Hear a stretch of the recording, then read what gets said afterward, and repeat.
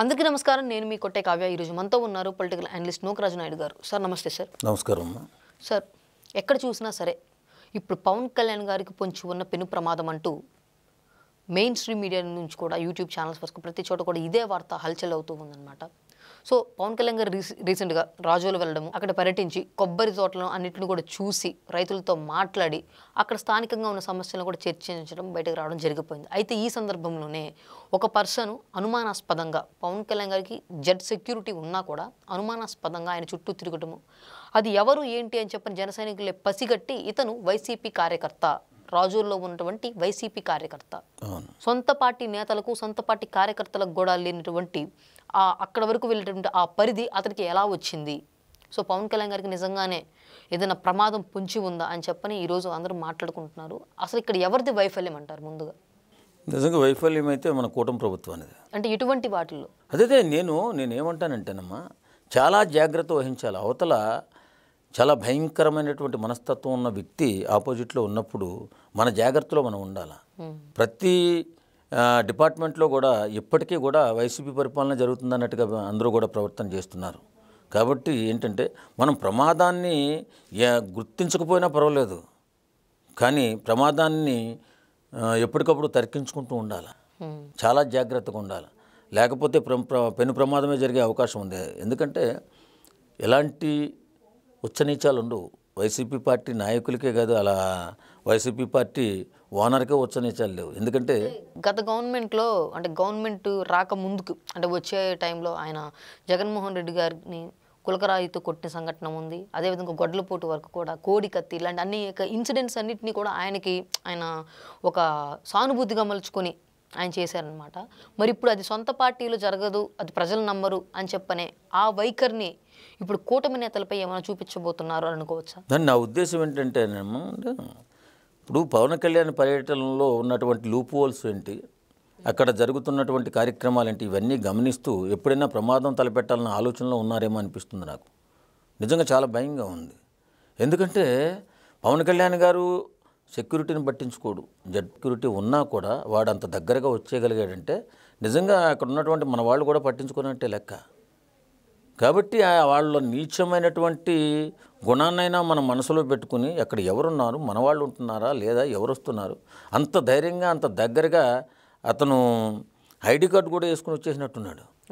Pass తీసుకుని వచ్చేసి ఇప్పుడు పాస్ అనేవి ప్రభుత్వం కేటాయించాలి. మరి ఇక్కడ బ్లాక్ షీప్ అనేది ఉప ముఖ్యమంత్రి గారి కార్యాలయంలో ఉన్నారా, లేకపోతే అక్కడ ఉన్నటువంటి ప్రభుత్వ యంత్రాంగంలో ఉన్నారంటారా? నేను అనుకోవడంతో ఉప ముఖ్యమంత్రి గారి కార్యాలయంలో ఉండుంటారు ఈ దుర్మార్గులంతా కలిపి. ఎందుకంటే మనం గుర్తించలేకుండా చూసేటటువంటి కార్యక్రమాలన్నీ వీళ్ళు చేస్తున్నారంటే, ఇదే కాకుండా పవన్ కళ్యాణ్ గారి మీద టెడ్ ఉందని చెప్పి ఛానల్ నుంచి అనుకుంటున్నా కూడా ఇంత నిర్లక్ష్యం ఎందుకు వస్తుంది? చాలా బాధగా ఉంది. ఎందుకంటే ఇప్పుడు జగన్మోహన్ రెడ్డి మనస్తత్వం ఎలా ఉంటుందంటే, చిన్నాన్ని చనిపోయినా చలనం లేదు, అది ఆయనే చంపాడని అంటారు. తల్లి దూరం అయిపోయినా చలనం లేదు, ఆయన పట్టించుకోడు. చెల్లికి అన్యాయం జరిగినా చలనం లేదు, అసలు అలాంటివి పట్టించుకోడు. కాబట్టి అలాంటి వ్యక్తిత్వం మనిషి, ఎలాంటి ఎథిక్స్ లేని మనిషి, ఎలాంటి బంధాల పట్ల కానీ ప్రేమల పట్ల కానీ ఎలాంటి ఎథిక్స్ లేని మనిషి ఎవరినైనా ఏం చేయడానికైనా ఏం చేపించడానికైనా సరే ముందుంటాడు. కాబట్టి మన జాగ్రత్తలో మనం ఉండాలి. ఎలక్షన్ ముందు పవన్ కళ్యాణ్ గారు ఇంటి చుట్టూ తిరగడం చూసాం కొంతమందిని, ఎందుకంటే రెక్కి నిర్వహించడం చూసాం. పవన్ కళ్యాణ్ మన అధికారాన్ని ఎక్కడ తీసేస్తాడా అని చెప్పి పవన్ కళ్యాణ్ తీసేయడానికి ప్రయత్నం చేసినటువంటి దుర్మార్గులు వాళ్ళు. కాబట్టి మన జాగ్రత్తలో మనం చాలా జాగ్రత్తగా ఉండాలి. మామూలు జాగ్రత్త, ఎంత సెక్యూరిటీ ఉన్నా అంత దగ్గరగా వచ్చేసాడంటే మరి ఆ వ్యక్తి అంత దగ్గరికి వస్తే వీళ్ళు కూడా రెక్కి నిర్వహించే వాళ్ళు కూడా దగ్గరికి వచ్చేస్తారు కదా. ఏదైనా చేస్తే ఎవరిది బాధ్యత? మన ప్రభుత్వంలో మనమే సెక్యూరిటీ సరిగ్గా చూసుకోలేకపోతే రేపొద్దున్న మనల్ని అంటాడు జగన్మోహన్ రెడ్డి, మీదే కదా అంత ప్రభుత్వం, ఎవడో చేసి అన్యాయం చేసిపోతే నేనేం చేయనని అంటాడు. తప్పించుకునే అవకాశం ఉంది. కాబట్టి ఈ దుర్మార్గుల పట్ల నిర్లక్ష్యం వహించకూడదు.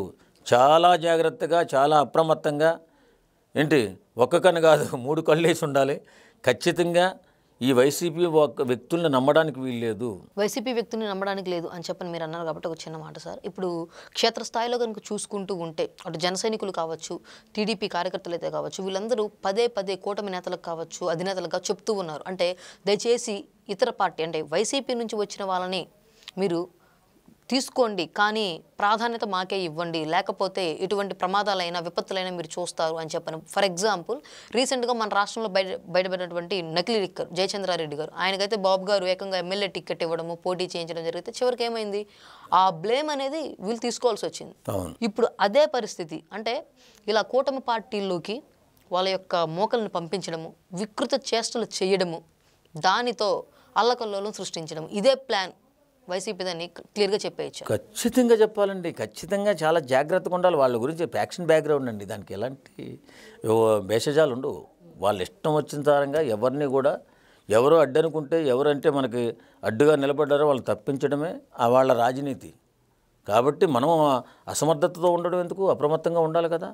ఇప్పుడు జరిగినటువంటి ఆ సంఘటన మీద ఖచ్చితంగా రివ్యూ చేసుకోవాలా, ఎంక్వైరీ చేసుకోవాలా. అటు జయచంద్రారెడ్డి గారి విషయం, ఈ లిక్కర్ స్కామ్కి సంబంధించి అయితే కావచ్చు, నకిలీ లిక్కర్ స్కామ్ అదైతే కావచ్చు, లేకపోతే ఈ సంఘటన నుంచి అయితే కావచ్చు, ఇప్పటికైనా సరే ఇరు పార్టీల అధినేతలు కాస్త జాగ్రత్తగా కాదు, కళ్ళు తెరుచుకుని ఉండాలి, కళ్ళు మూసుకుని ఉండకూడదు. అంటే పట్టించుకోవచ్చా? పట్టించుకోవాలండి. పట్టించుకోవడం అంటే నేను అంటుంది కార్యకర్తల యొక్క మాటలను సార్, కార్యకర్తల యొక్క మాటలు ఇకనైనా చెవికి ఎక్కించుకుంటారా? తప్పనిసరిగా ఎక్కించుకోవాలి. ఎందుకంటే వాళ్ళు ఇప్పుడు స్థానికంగా ఉన్నటువంటి వ్యక్తుల పట్ల వాళ్ళ మనస్సు ఎలా ఉంటుంది, వాళ్ళ పనులు ఎలా చేస్తారనేది వాళ్ళకి తెలుస్తుంది. కాబట్టి చాలా జాగ్రత్తగా ఉండాలి. జాగ్రత్త లేకపోతే మన పక్కన ఉండి వెన్నుపోటు పడితే మనం ఏం చేయలేం. కాబట్టి ప్రతి విషయంలో చాలా జాగ్రత్తగా ఉండాలా. వైసీపీ నాయకులను ఎవరైనా తీసుకునేటప్పుడు కూడా చాలా అప్రమత్తతగా జాగ్రత్తగా, వాడు పూర్తిగా మారుతూ ఉన్నాడా లేకపోతే మన మీద కసితో లోపలికి వస్తున్నాడా అనేది కూడా మనం చాలా గుర్తుంచుకోవాలి. కాబట్టి వాళ్ళని మాత్రం అసలు నిర్లక్ష్యం చేయడానికి అవకాశం నిర్లక్ష్యం చేయకూడదు. అసలు చేశామా మన పత్రం మనం కోరుకున్నట్టే ఖచ్చితంగా.